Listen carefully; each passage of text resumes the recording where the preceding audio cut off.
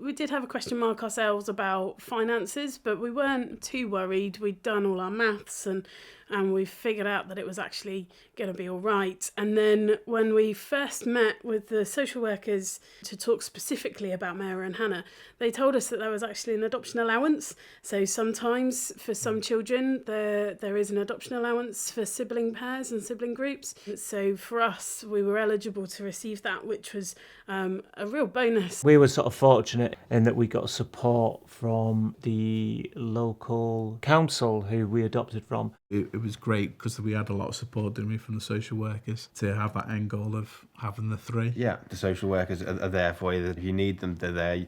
You will get an answer from them. So with adopting siblings, we spoke to our social worker at length. Oliver came on the foster to adopt basis, so we were given a foster allowance for that period of time while Oliver was moving in. We knew about space, so we already had a bigger house, but we had to go and decorate it and furnish it. We got support in terms of sorting out appointments, speaking to medical professionals. Yeah. So it's things like small equipment changes, wasn't it? For example, a special chair for Oliver. And a push chair.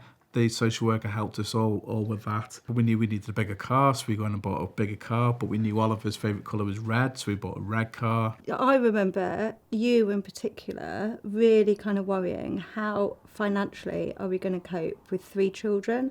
But I just think somehow everything, finances seem to work out, and we kind of begged, borrowed and stealed. Yeah, you don't have to buy everything brand new. No. In terms of support, practically, we got lots. Most of the things that we needed, things like a cot and a pushchair, clothes, we didn't really buy any of that. People just sort of gave it to us. Yeah. It meant that other things that people didn't sort of pass on, that we then had money to spend on other stuff that we wanted to spend money on without having to use it on the small practical bits and pieces. Yeah. The introduction process, actually, I can't speak for other people, but for us, it went like a dream.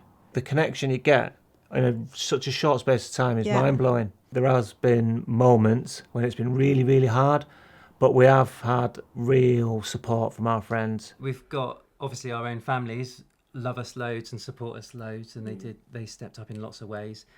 But we had also the benefit of being in a loving church family of a few hundred people who knew us well, loved us, and stepped up in lots of ways as well. And also post-adoption support. I think this is always a worry for a lot of people that adopt, is that you've adopted and that's it. They have a comprehensive adoption support package. So that's available up to the child is 18. If they've got additional needs or complex needs, it's available till they're 25. So we've actually accessed the Adoption Support Fund a number of times. So our eldest Nathaniel, he gets sensory therapy, and Oliver also gets therapy as well. That's provided from now and fully funded by the government till 2020. There's a number of courses and things that they can send you on and stuff as well. So you get things like information about attachment, therapeutic parenting. There's all those things. So it's never to be afraid to actually ask for help. Because it's there. We've still got a post-adoption support worker 9 years on, but it's because we've asked for help and we've continued to say that we need and we want support, I think. I don't think we would have been able to have stayed as strong as we did without all the support of the other people around us as well. Ask questions, speak to your social workers or speak to your councils, because there is stuff out there. 6 years later, we're still getting post-adoption support for our oldest. They're still there for him. The support never goes away.